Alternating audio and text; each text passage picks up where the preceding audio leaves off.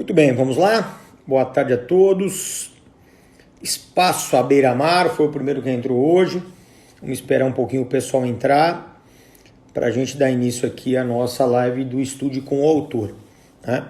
Então, o pessoal que está entrando aí, os avisos de sempre, né? Nós vamos estar com o cupom hoje, novamente, de desconto. O cupom hoje, de novo, é o cupom para o Manual de Direito Processual Civil. Então, assim que a gente acabar a live, eu já posto o desconto. Ele fica, acho que até as 21 horas, né? O horário regular, tá? Vai estar lá na arte. Eu disponibilizo aqui pelo Insta. E o e-mail, né? O pessoal parou de mandar pergunta, mas de qualquer maneira o e-mail continua lá disponível. Estude com o Daniel, @editorajuspodium.com.br. Se você tiver qualquer dúvida, né, da live de hoje, sobre o tema da live de hoje, você pode mandar o seu questionamento, eles mandam para mim, eu respondo e assim a coisa vai. Tá certo? Os avisos, né, de sempre, não mudamos nada. Eu vou tentar, né, dar uma variada na semana que vem, tentar fazer o cupom do CPC comentado, né? O pessoal, inclusive, tinha mencionado se poderia fazer cupom também dos meus outros livros, né? O manual de processo coletivo ele está esgotado. Então, na verdade, a gente está trabalhando aí para lançar meados do semestre que vem, né? Meados do segundo semestre. Aí já consegue lançar, inclusive, com edição 2001, né? Se for para novembro, 2021. Né? E o Ações Constitucionais não, Ações Constitucionais tem, né, ainda. Então, quem sabe a gente também algum dia faça um desconto pelo Ações Constitucionais também, né? Vamos ver. Vou conversar lá com o pessoal da editora, mas de qualquer maneira, hoje o cupom é só do manual mesmo, né? E nós vamos hoje tratar do nosso capítulo 19 do manual. Esse capítulo 19 do manual é o que trata das providências preliminares e do julgamento conforme o estado do processo. Então, na verdade, esse é um momento procedimental que nós vamos ter no procedimento comum após o decurso do prazo de resposta do réu. Tá? Então, na verdade, nós vamos chegar até esse momento, e aí vamos ver, inclusive, que tendo ou não tendo a resposta do réu, nós teremos atos distintos, né, para trabalhar, mas o momento procedimental é esse, né? Decorreu o pessoal, calma lá, o pessoal que está perguntando do cupom e tal, o cupom a gente anuncia só ao final da live, aí tem uma arte já pronta, assim que eu terminar a live, eu já mando o cupom, né, na minha página do Instagram e tal, e aí é só copiar, entrar e adquirir, tá bom? Então, nós vamos falar desse momento procedimental, que é o momento posterior ao decurso do prazo de resposta do réu, né? Quando a gente fala em providências preliminares, nós temos aqui um capítulo do CPC que vai dos artigos 347 a 353 do CPC. O 347, cá entre nós, ele é irrelevante, então se você não quiser considerá-lo, você não vai perder nada com isso. Mas o 348 e o 349, esses são artigos interessantes que, como eu havia já adiantado, eles vão partir da premissa de que naquele processo específico houve a revelia do réu. Então aqui a gente teve aquela situação que conversamos, né, em aula passada, já em live passada, que é a situação da não contestação, pelo menos a ausência jurídica de contestação, e aí temos a revelia do réu, porque a revelia, né, só para refrescar a memória de todo mundo, é um estado de fato que decorre da mera ausência jurídica de contestação nos autos. É só isso que precisa. Então, havendo a revelia, o artigo 348, ele trata daquela hipótese de ausência da presunção de veracidade. Então, nós estudamos também juntos, né, em live passada, o artigo 345 do CPC e verificamos nesse dispositivo uma série de exceções a geração do efeito principal da revelia, que é o princípio da presunção de veracidade dos fatos alegados pelo autor. Tá? Então, havendo uma daquelas causas de exceção, nós vamos ter a aplicação do 348. Então, a ideia aqui é a seguinte, né? O réu ele é revel e o juiz não presume os fatos verdadeiros. Isso não significa dizer que o juiz possa, nesse momento procedimental, apontar os fatos como falsos. Uma coisa é uma coisa, outra coisa é outra coisa. O que o juiz, na verdade, vai fazer aí é apenas retirar a presunção de veracidade. No momento que ele retira a presunção de veracidade sobre o fato, nós voltamos a ter o ônus probatório do autor. A regra tradicional do 373, inciso 1º, de que cabe ao autor provar os fatos constitutivos do seu direito. Perceba que quando o efeito da presunção é gerado, esse ônus está dispensado naturalmente, porque o juiz vai considerar os fatos, mesmo não havendo a produção da prova. Não é o caso aqui. Então, o Dinamarco, né, ele até dá um exemplo interessante, que era a respeito de fatos inverossímeis, que é uma das hipóteses, aliás, uma hipótese que entrou agora, né, no Código de 2015, para não permitir a presunção de veracidade, quando o fato alegado for inverossímil, ou seja, ele parecer falso. E aí o Dinamarca ele dá um exemplo, eu vou tornar mais folclórico ainda, o exemplo já é meio folclórico, eu vou tornar mais ainda, que é a circunstância de você ter 14 pessoas num Fusca 75, Fusca antigo, a 200 km por hora, numa sexta-feira, dia útil, chovendo, na ponte Rio-Niterói. Por que esse fato ele é carregado de inverossimilhança? Porque tudo que eu aleguei parece ser mentira. Tudo. Primeiro, 14 pessoas dentro de um Fusca. Depois o Fusca estar a 200 km por hora. Depois qualquer automóvel estar a 200 km por hora na ponte Rio-Niterói numa sexta-feira, 6 da tarde, dia chuvoso. Né? Quando todos sabem que o tráfego ali é totalmente parado. Então, essa reunião, né, de inverossimilhanças jamais permitiria ao juiz presumir os fatos verdadeiros, mesmo diante da revelia do réu. Mas isso significa que o juiz não pode, já nesse momento, dizer: autor, eu não acredito em nada do que você falou, então eu já vou rejeitar o seu pedido. Não. Derrubada a presunção de veracidade, volta o ônus probatório. E é nesse sentido que o artigo 348 prevê. No sentido de que, não havendo, né, a presunção, cabe ao juiz a intimação do autor para que o autor especifique as provas que pretende provar. É mais ou menos o juiz dizendo o seguinte: olha, autor, como eu não presumi a verdade, eu só vou me convencer se você fizer a prova. Então me diga quais são os meios de prova que você pretende ver produzido, né? E só para voltar, né, ao exemplo do Dinamarco, ele dizia, não, os 14 pessoas eram 14 contorcionistas chineses. Então caberia até mais gente, na verdade, dentro do Fusca. O Fusca a 200 km por hora era um Fusca todo mexido, todo alterado, né, com motor de Porsche, todo mexido, e pega muito mais do que 200 km por hora. Né? E a circunstância de estar a essa velocidade numa sexta-feira na ponte Rio-Niterói é que naquele exato dia houve um acidente na via.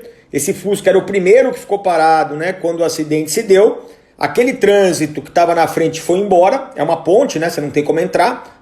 Então o significado é o seguinte, que quando chegou o resgate e liberou a pista, dali até o final da ponte era pista livre, né? E o Fusquinha, que era o primeiro ali, já meteu 200 km por hora. E no final do dia, o autor provou todos os fatos que alegou, mesmo que eles tenham sido inverossímeis, e para isso ele teve antes que especificar as provas, que é o que prevê o 348. Tá? E o 349, ele é interessante porque ele leva ao CPC uma regra que já estava sumulada pelo STJ, mas a gente sabe, né, que o STJ não é lá aquele poço de segurança jurídica. Então, na verdade, é interessante a previsão legal, ainda que a matéria já esteja sumulada, no sentido de que o réu revel, ele pode participar da produção probatória a depender do momento em que ele ingressa no processo. É o artigo 349 do CPC, né? Então a ideia do legislador aqui é a seguinte: bom, já que não houve a presunção, nós vamos nos envolver aqui numa instrução probatória. A partir do momento em que o réu revel ele é recebido a qualquer tempo no processo, recebendo-o no estado em que ele se encontra, a ideia é de que a partir do momento em que ele intervém, você passa a ter uma atuação plena. E se ele, né, ingressar nesse processo em momento adequado a participar da produção desta prova, não haverá nenhum empecilho para tanto. E é nesse sentido o artigo 349, a possibilidade clara do réu revel participar da instrução probatória, insisto, tudo a depender do momento procedimental em que ele ingressar no processo, né? O artigo 350 e o artigo 351, eles tratam de um ato processual típico, né, que é a réplica. A réplica. E é interessante porque a réplica, ela é uma resposta à contestação.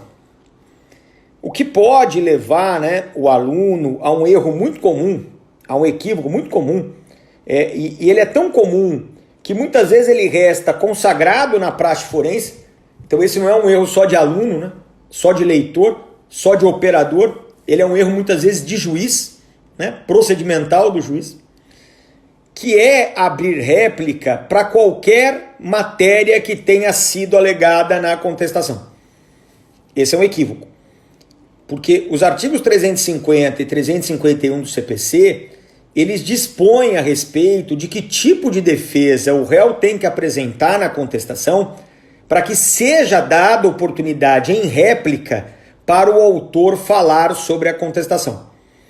Então nós temos no artigo 350 a chamada defesa de mérito indireta. Então sempre que o réu alegar na sua contestação um fato novo que seja impeditivo, modificativo ou extintivo do direito do autor, nós teremos a oportunidade de réplica. E no 351 é a defesa processual. Então, sempre que o réu alegar uma defesa processual, a chamada defesa preliminar, também caberá ao autor se manifestar em réplica sobre a contestação. Perceba, né, que ficou de fora quem? Ficou de fora a defesa de mérito direta. Porque na defesa de mérito direta não há rigorosamente uma novidade sendo levada ao processo pelo réu. Na verdade, o que o réu vai fazer é rebater a causa de pedido do autor, né? Quer dizer, novidade nós vamos ter quando é alegada uma defesa processual, que aí, obviamente, né, será a primeira vez que essa matéria estará sendo tratada no processo, ou, no caso, a defesa do mérito indireta. E aí é só nessas hipóteses em que nós teríamos, nos teores do 350 e 351, a oportunidade de réplica. Pegadinha tradicional, hein? Fique esperto aí, anota. Existe uma terceira hipótese de réplica que não está aqui nas providências preliminares e no saneamento, que decorre da juntada de documentos pelo réu na contestação. Então, o que eu havia dito aqui há 2 minutos atrás? Que se o réu fizer uma defesa de mérito direta, não caberá réplica. Salvo se nessa contestação ele juntar documentos. Por quê? Porque sempre que uma parte ela junta documento aos autos, a parte contrária tem prazo para se manifestar. Se os documentos vêm na inicial, o prazo é o da contestação. Se vem na contestação, o prazo é o da réplica. E após esse momento, a qualquer tempo em que o documento apareça nos autos, teremos 15 dias para a parte contrária se manifestar sobre o documento. Então aí a gente teria, né, uma terceira hipótese de réplica, mas essa, perceba, exclusivamente para que o autor fale a respeito da documentação juntada pelo réu na sua contestação. Agora, para aquele pessoal que está me ouvindo aqui, né, e que tem cancha, que advoga, já está, né, na porradaria há muito tempo, ou está começando agora, é quase inevitável, perceba, que quando nós tivermos a oportunidade da réplica, nós não verificarmos que a réplica vai além do que deveria tecnicamente. Então, como assim, Daniel? O sujeito faz uma defesa de mérito direta, que não seria caso de réplica, mas junta um documento. Então você vai ser chamado em 15 dias para falar sobre o documento. Qual a chance de você não aproveitar esses 15 dias para falar também um pouquinho sobre a contestação do réu? Para falar, isso aqui tá não sei o que, isso aqui, ó, vamos ver lá, quer dizer, já para dar uma lascada na contestação do réu. É muito comum, né? É muito comum. O réu, ele abre uma preliminar e faz a defesa de mérito direta.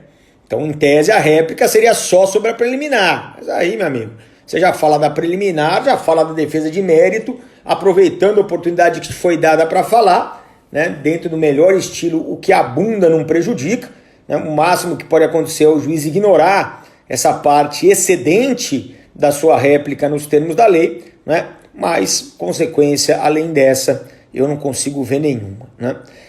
No 352 há ainda uma atividade saneatória, né, de saneamento. Aliás, o juiz tem essa atividade, né, por conta do princípio da cooperação, desde o início, desde a propositura da demanda, o juiz já está dando oportunidade, né, para as partes sanear os vícios. Nós vimos aqui numa live a emenda da petição inicial, né, o que é isso? É uma oportunidade já inicial, né, para o autor sanear um vício e evitar a extinção do processo. Então o 352 diz que também, se nesse momento ainda houver algum vício, alguma incorreção, naquele momento você vai ter oportunidade de saneá-las, né? E aí a gente já passa para o julgamento conforme o estado do processo, que na verdade prevê 4, né, fenômenos processuais distintos, cada qual num artigo. Então a gente vai do 354 ao 357 e isso é o julgamento conforme o estado do processo. O artigo 354, ele diz o seguinte, fala, olha, nesse momento procedimental, com ou sem as providências preliminares, então perceba que as providências preliminares, elas dependem de circunstâncias para se verificarem. Então tudo depende, né? Tudo depende do caso concreto.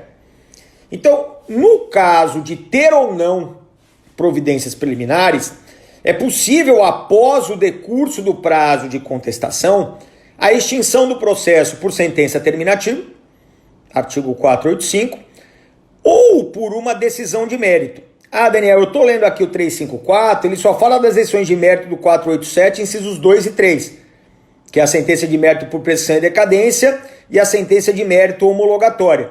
Isso porque o 487, inciso 1, vem no artigo seguinte, que é o nosso já tradicional julgamento antecipado do mérito, né? Que antigamente a gente chamava de julgamento antecipado da lide. Nós não, né? O Código 73. E agora o Código mais adequadamente chama de julgamento antecipado do mérito.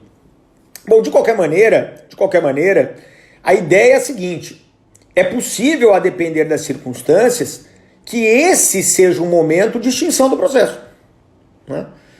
Quer dizer, se o juiz for acolher uma preliminar da contestação, que leve o processo à extinção terminativa, a hora é agora, né? Para que vai ficar arrastando o corpo morto por aí? Mas já mata logo o processo, né? Se ele vê ali já uma prescrição e decadência, acabou.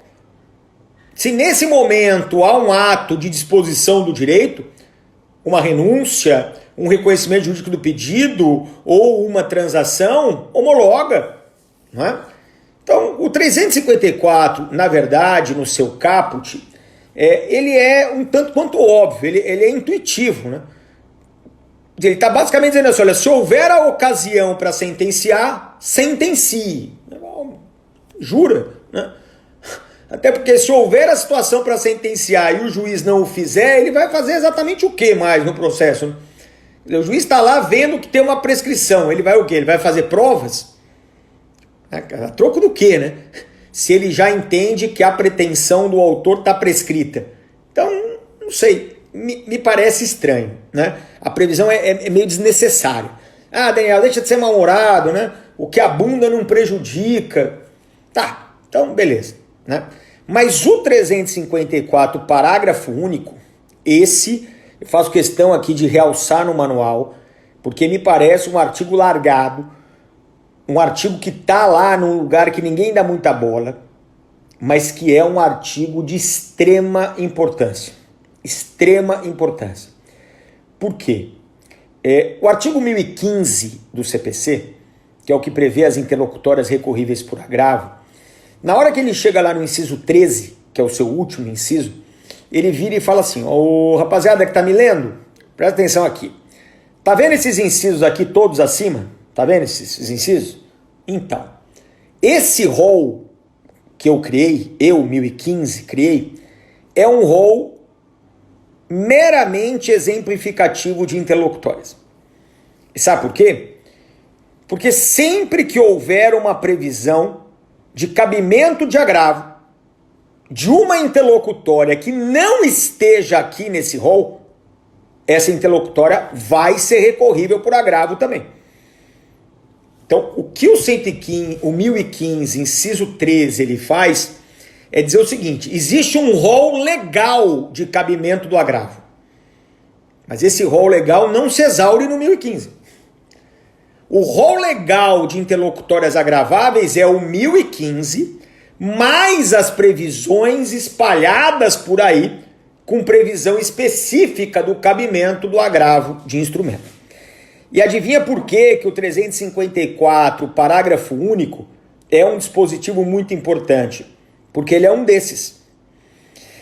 Ele é um desses dispositivos que prevê o cabimento de um agravo de instrumento de uma interlocutória que você não vai encontrar lá no 1015. Eu vou fazer aqui uma meia-culpa. Grande Val, meu irmão. Grande professor Ival. Quem não segue tem que seguir, hein? O professor Ival é fera em processo civil, né? Coordena lá os cursos de especialização da ESA de Minas Gerais. Participamos de um evento ontem, né? Congresso virtual, muito legal, hein? Quem não segue tá perdendo, tá comendo bola aí. Pode seguir aí. Prof. Ival aí. E aí, o que acontece? Eu vou fazer a minha meia-culpa aqui, tá? Quando eu estava escrevendo o meu CPC comentado, porque o meu CPC comentado ele tem uma história diferente do meu manual, né? Porque o meu manual está no 12ª edição e são edições anuais. Então, claramente eu escrevi a primeira edição do meu manual quando nem havia expectativa da criação de um novo CPC, né? Então, quando veio o CPC 2015, eu tive que reescrever o manual. Mas o CPC comentado eu não tinha feito do Código 73. Porque quando eu comecei a pensar em escrevê-lo, já estava o burburinho de que vinha um novo código aí. Eu falei, não sou nem louco, né? Então vou esperar um novo código e já escrevo sobre o novo código. E foi o que eu fiz. E aí, é claro, você vai comentando artigo por artigo, e você só consegue ter uma visão sistêmica, integral, a hora que você acaba de comentar tudo. O que vai, na verdade, te levar, como me levou, a uma outra revisão. Porque aí você consegue ver diálogos, né, entre partes do CPC que num primeiro momento você não tinha visto. Isso me ajudou muito também a mudar depois, adequar o meu manual de direito processual civil. Por que eu estou dizendo isso para vocês? Porque quando eu li o 1015, logo me chamou a atenção a decisão que extingue a reconvenção ou a ação principal por decisão terminativa. Por quê? Porque se tudo der certo, a ação principal e a reconvenção, elas são julgadas ao mesmo tempo, isso tudo numa sentença recorrível por apelação, tranquilíssimo. Mas é possível, absolutamente possível, que uma dessas duas ações, tanto a principal como a reconvencional, sejam julgadas em momentos distintos. Perceba que se eu julgar uma delas no mérito antes da outra, cabe agravo de instrumento porque é o 1015, inciso 2º, decisão interlocutória de mérito. Agora, se eu extinguir por decisão terminativa, isso não está no rol do 1015. E aí eu falei, nossa, que absurdo, né? Imagina uma reconvenção de um cara que não sabe nada de processo e não sabe que agora você tem que reconvir como tópico da contestação, né? Então o cara é muito louco, né? O cara faz o quê? O cara mete lá uma contestação, 2, 3 dias depois, coloca a reconvenção. Aí o juiz não tem, né, nenhuma dúvida em canetar, extinguindo a reconvenção por intempestividade, né? Aliás, manifesta. E aí eu falei, nossa, e o cara não vai poder recorrer imediatamente, né? Ele vai ter que esperar o julgamento da ação principal, né, para impugnar essa decisão interlocutória, que seria o 1009, parágrafo único. E não. Você vai usar o 354, parágrafo único, que fala claramente o seguinte: quando a decisão interlocutória ela gera uma diminuição objetiva da demanda, ou seja, quando o objeto da demanda é diminuído por conta da interlocutória, que é exatamente o caso aqui, porque no caso aqui você tem duas decisões, duas ações, e uma delas é extinta, é óbvio que o objeto do processo é diminuído. E aí vai caber o agravo do instrumento. Tá? A única dica que eu dou no meu livro, eu faço questão de dizer sempre que eu trato desse tema, é para você não acreditar que o 354, parágrafo único, ele só seja aplicável nesse momento do julgamento conforme o estado do processo. Não. Tá? Perceba, se houver uma decisão interlocutória em qualquer momento procedimental que diminua objetivamente a demanda, essa interlocutória será recorrível por agravo de instrumento por conta do 354, parágrafo único do CPC. Tá?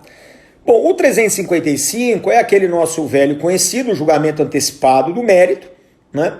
Antigamente chamava julgamento antecipado da lide, e de fato não era a lide, né, que se julgava, era o mérito. Então, nesses termos, a expressão foi melhorada. E substancialmente, o julgamento antecipado do mérito, ele ocorre quando não há necessidade de instrução probatória a partir dali. É isso. Basicamente é isso, né? Porque se a gente pensar bem o que acontece, nesse momento procedimental, ou a gente faz a prova para decidir, ou a gente já decide quando a prova não é necessária. Eu só queria, e faço isso no manual, né? Quem está acompanhando aí, quem está estudando já viu, eu só queria fazer uma pequena consideração a respeito da redação do 355, inciso 1º, porque não me parece que ela tenha sido a mais acertada, porque ela fala assim, olha, vai ter o julgamento antecipado do mérito quando não houver necessidade de produção de outras provas. Então, naturalmente, o legislador aqui, ele imaginou no sentido de que já havia prova produzida, então uma prova pré-constituída, geralmente de natureza documental, então o autor na inicial, o réu na contestação, pode ter tido a réplica e tal. Mas a ideia é, olha, as provas já produzidas são suficientes. Então, como não há mais nenhuma outra prova a produzir, vamos então julgar antecipadamente o mérito. Não há dúvida que essa é uma hipótese de julgamento antecipado parcial do mérito. Não há dúvida. Mas o que nós precisamos, na verdade, deixar claro aqui, é que também será caso de julgamento antecipado do mérito, a hipótese em que não houver necessidade de provas. Em absoluto. Como assim, Daniel? Imagina um julgamento de demanda raríssima. Eu já vou te adiantar que é raríssima, mas tá aí, É raríssima, não é porque é raríssima que não tá aí. É raríssima por quê? É raríssima porque demandas, em geral, têm parte fática e parte jurídica. Mas existem demandas que só têm matéria jurídica. E nessas, perceba, se não há fato, você vai fazer prova do quê? Então perceba, não há prova agora, nem haverá prova depois, né? Então não é que você vai julgar antecipadamente o mérito por não haver mais provas. É por não haver prova. Imagina que o réu não impugnou especificamente os fatos. Os fatos são presumidos verdadeiros. Imagina que o autor só tenha alegado fato notório. Ou que só tenha alegado fato em cujo favor milite a presunção de veracidade. Então perceba, você tem uma série de circunstâncias que permitem que uma demanda esteja pronta para ser julgada aqui, com a aplicação do 355, inciso 1º, não obstante a ausência absoluta de provas. Então aqui é onde a lei fala, né? Sem a necessidade de outras provas, você lembra disso, tá? De outras provas ou de nenhuma prova. Já será caso de julgamento antecipado do mérito. E o inciso segundo, que trata do réu revel, quando houver a presunção de veracidade, a gente falou disso também na hipótese da revelia, né? Então, se houver essa hipótese de revelia com a geração do efeito da presunção de veracidade, nós teremos um julgamento antecipado parcial, um julgamento antecipado do mérito. O artigo 356, ele é uma novidade, eu acho que é uma novidade boa, do CPC. Ele fala do julgamento antecipado parcial do mérito, que basicamente trata, né, do abandono da ideia lá quiovendiana de unicidade do julgamento do mérito. Então o Quiovenda, eles nos ensinava lá no Código 73 de que todo mérito da demanda ele deveria ser resolvido de uma vez só, ao mesmo tempo. E isso claramente se dava sempre por meio da sentença, que sempre foi recorrível por apelação. E nós percebemos que essa não era mais uma ideia muito adequada, muito conveniente. Percebemos que seria mais adequado permitir a fragmentação do julgamento do mérito. Quer dizer, substancialmente é imaginar o seguinte: olha, uma parte do mérito está pronta para imediata decisão. E a outra parte, a outra parcela do mérito, ela precisa de um desenvolvimento. Então, o que nós vamos fazer? Já julga essa parcela que está pronta para ser julgada e continuamos o processo para decidir a parcela ainda que depende de algum tipo de providência, de prática de atos, de instrução probatória, de cumprimento de diligência, será aquela parte, né, do mérito que ainda não está pronta para ser imediatamente julgada. E aí o legislador regulamenta isso no artigo 356. Né? É um artigo interessante, deixa bem claro, tá, que isso é uma decisão interlocutória de mérito, recorrível por agravo de instrumento. Então, previsão expressa de que dessa decisão cabe ao agravo de instrumento. Então, não tem aqui espaço, tá, para você começar aquelas viagens de sentença parcial, que seria recorrível por apelação. Não vai rolar. Tá? O legislador já cortou a asa aí, né, desse voo no solo ainda, né, quando prevê lá no parágrafo 5º, aliás, parágrafo 5º mesmo, que a decisão é recorrível por agravo de instrumento. Esse dispositivo ele tem uma excentricidade absoluta, incompreensível, ilógico, mas é o que é. É o que é.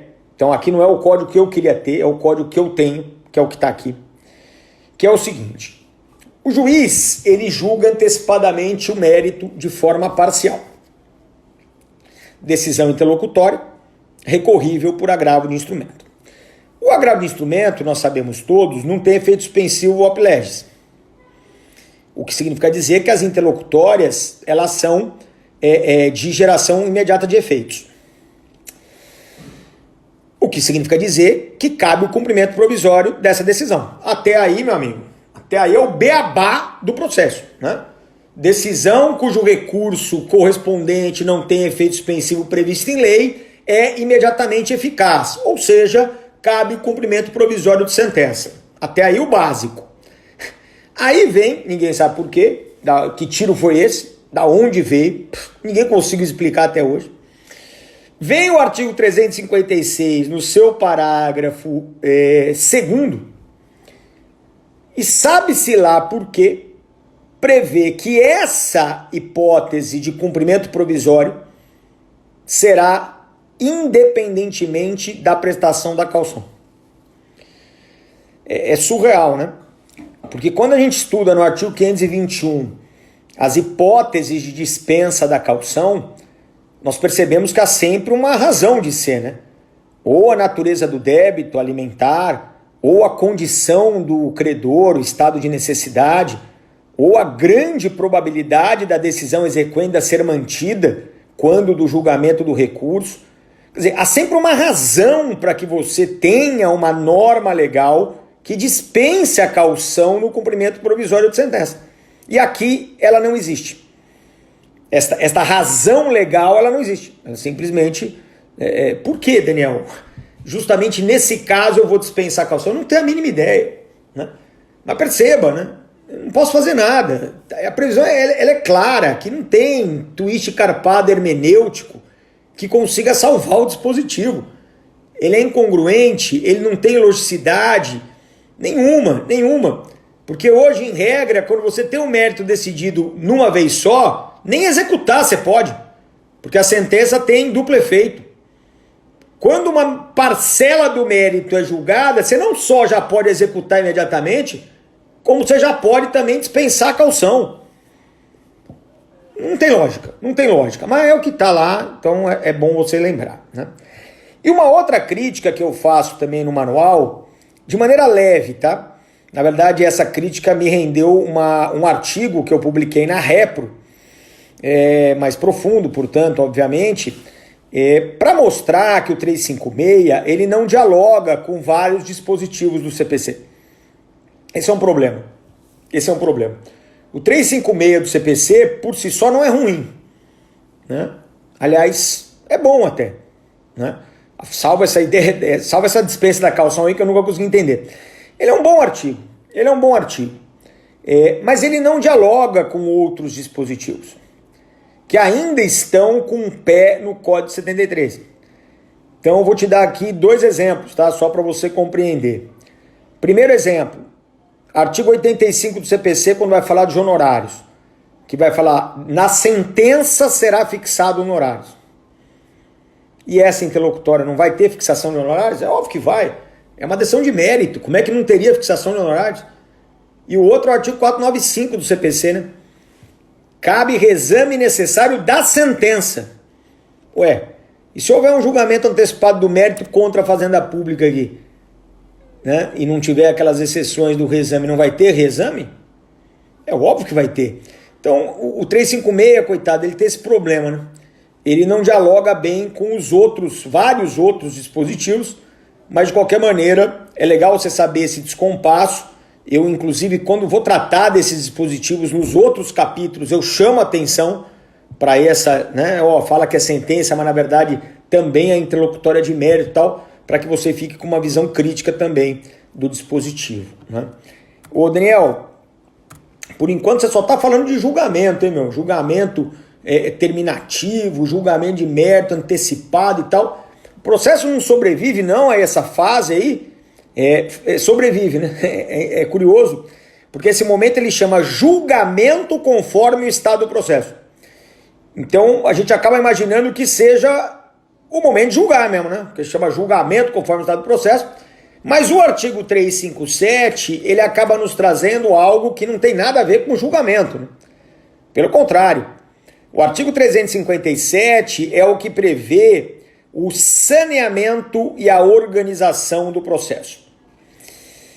Em regra, esse saneamento e organização do processo será feito por pronunciamento escrito, solitário, portanto, do juiz, né? Mas pode também haver uma audiência para a realização desse saneamento. Nos termos do parágrafo 3º, a audiência de saneamento e organização ficaria reservada a causas mais complexas, né? Mas existe até enunciado do FPPC, eu até menciono aí no manual, dizendo que se o juiz, mesmo numa causa que não julgue complexa, quiser fazer a audiência, ele está liberado para tanto. Por quê, Daniel? Porque na audiência ele terá a oportunidade de proceder ao chamado saneamento compartilhado. E o saneamento compartilhado, ele é uma demonstração inequívoca da ideia de cooperação consagrada no artigo 6º do CPC. Quer dizer, ao invés do juiz sanear e organizar o processo sozinho, ele faz isso em conjunto com as partes, ouvindo as partes, permitindo que as partes participem deste momento procedimental. É óbvio que essa participação ela só consegue se realizar quando há uma audiência. E aí o juiz poderia, né, pensando no saneamento compartilhado, fazer com que esse encontro gerasse esse fruto do consenso, né? Claro que o juiz sempre vai ter a palavra final, ele é o comandante do processo, mas é óbvio que algo construído, né, a 6 mãos ao invés de 2, acaba sendo algo sempre mais, como é que eu posso dizer, mais apto a convencer, né? Mais apto a tranquilizar as partes. Não, é isso mesmo, nós conversamos, houve ali todo o diálogo possível, vamos embora nesse processo, está bem organizado, o que tinha para sanear, saneou, e vamos cair para dentro, que está todo mundo aqui satisfeito com o que está acontecendo, né? Quando vem uma decisão unilateral do juiz, nem sempre a recepção é desta forma. Veja que interessante, o artigo 357, se você está com ele aí aberto, você vai perceber da leitura, né? Ele tem 5 incisos, que seriam basicamente os 5 atos que se pratica nesse momento procedimental pelo juiz. Então, o inciso primeiro, ele resolve questões processuais pendentes, ainda aquela ideia do saneamento. Inciso segundo, ele delimita as questões de fato controvertidas, ou seja, ele diz quais são os fatos sobre os quais vai recair a prova e determina os meios de prova para produzir, para convencê-lo daqueles fatos. Ele define a distribuição do ônus da prova, né? No inciso terceiro. No inciso quarto, ele delimita as questões de direito que são controvertidas. E no inciso quinto, ele vai designar a audiência de instrução, se obviamente tiver deferida a prova oral. O que chama atenção? Desses 5 incisos, 4 têm natureza de decisão interlocutória. Quais, Daniel? Os 4 primeiros. O último inciso tem natureza de despacho. Designar a audiência de instrução, despacho. Mas os 4 iniciais têm natureza de interlocutória. Desses 4 incisos que têm natureza interlocutória, apenas o inciso terceiro é recorrível por agravo de instrumento, nos termos do artigo 1015. Então perceba, com relação aos incisos 1, 2 e 4, nós não temos o cabimento de um recurso imediato. É claro que haverá uma recorribilidade postergada ao final por apelação e contra-razões, mas não há recorribilidade imediata. Por isso é importante você lembrar dois pontos aqui. O primeiro ponto é a previsão do parágrafo 1º. Aliás, vamos começar pelo parágrafo 2º. É que depois vai voltar, não. Então começa pelo parágrafo 1º. O parágrafo 1º, que é o que prevê às partes o direito, no prazo de 5 dias, de solicitar esclarecimentos ou ajustes à decisão, que depois disso se torna uma decisão estável. É um dispositivo cheio de problemas, né? Cheio. Porque esclarecimento, uma dúvida. Ajuste é mudança, né? Ajustar é mudar conforme o que eu quero. Não adianta querer dourar a pílula. É exatamente essa a ideia. Então fica aqui uma percepção de que, como não há um recurso imediato, salvo no caso da distribuição do ônus da prova, nós teríamos um pseudo pedido de reconsideração aqui, né? Porque a partir do momento que você vai pedir ajustes à decisão, a elasticidade do termo ajustes permite que você peça uma revisão considerável do conteúdo daquela decisão. Seria, portanto, pelo menos um mecanismo, né? Não tão agradável, obviamente, ao advogado como um recurso imediato, mas, de qualquer maneira, uma forma de impugnação imediata, ainda que voltada ao mesmo juiz. E para evitar esses desconfortos todos, esses problemas de impugnação e problemas recursais, o parágrafo 2º, ele também é bastante interessante no sentido de colocar a possibilidade de um negócio jurídico processual com relação às matérias do inciso 2 e 4, as delimitações das questões fáticas e questões jurídicas da demanda. Só que aqui é importante, tá? Presta bem atenção. Esse negócio jurídico processual previsto pelo 357, parágrafo 2º, ele é diferente daquele previsto no 190. Porque aquele do 190 é o tal do negócio jurídico bilateral, que vai depender apenas do acordo de vontade entre as partes.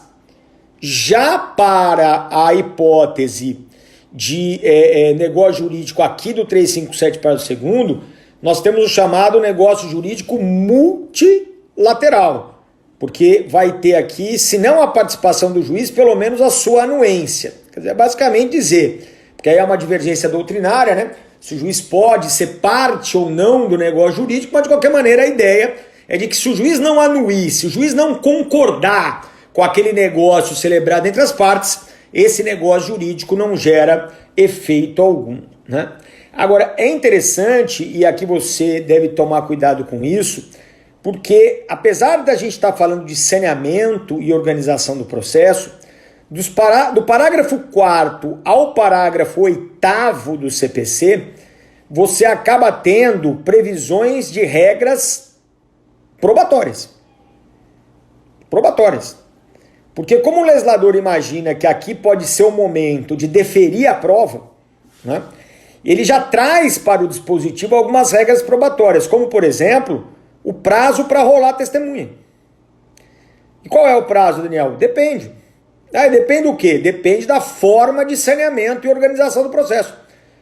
Se o juiz tiver feito a organização e saneamento por escrito, você tem 15 dias para arrolar as testemunhas quando você for intimado dessa decisão. Se ele tiver feito em audiência, você já tem que levar o rol de testemunhas para a audiência. Mesmo não sabendo se a prova testemunhal será ou não deferida. Já tem que levar o rol para que no caso de haver o deferimento, você já apresentar o rol sob pena de preclusão. Tá? Daniel, tem a regra da quantidade de testemunhas, né? 3 no mínimo, 3 no máximo por fato e 10 no máximo no total, que é o parágrafo 6º, que é uma regra antiga já, né? É o número máximo de testemunhas que você pode arrolar. Só que aqui vem uma novidade do CPC de 2015, que é o parágrafo 7º, dizendo que o juiz pode diminuir esse número se entender que a causa não é complexa a ponto de merecer esse máximo. Então perceba, hoje você pode arrolar 3 testemunhas para um fato e o juiz dizer que só vai ouvir uma, ou só vai ouvir 2, porque a causa não tem, aquele fato não tem a complexidade para que haja a oitiva de todas essas testemunhas, tá? Então, uma norma um tanto quanto perigosa, mas de qualquer maneira é melhor você saber que ela existe do que não, né? E o parágrafo 7º e 8º fala sobre a produção da prova deferida, né? Produção da prova pericial, e aí só sugere ao juiz a calendarização do processo nos termos do artigo 191 do CPC, tá? E é isso, né? Esse é o nosso capítulo 19, né? Porque ele acaba, né, no 357, que é a organização e o saneamento do processo. Então é isso, né? Eu vi que o pessoal tá mandando muita pergunta, mas eu ainda não adquiri essa capacidade de ler as perguntas enquanto eu estou falando, então eu prefiro falar para não me desconcentrar, mas deixo lá, né? Tá à disposição o e-mail da editora, para quem quiser trocar uma ideia, mandar perguntas, a gente pode conversar por lá, tá bom? Então, vamos embora. Eu vou mandar aqui, vou botar agora já o cupom para quem quiser comprar o livro, e é isso aí, né? E o pessoal que já me acompanha sabe que agora, daqui a 10 minutinhos, começamos uma outra live com o professor Márcio Faria falando sobre lealdade processual hoje, tá bom? Valeu, moçada, abraço!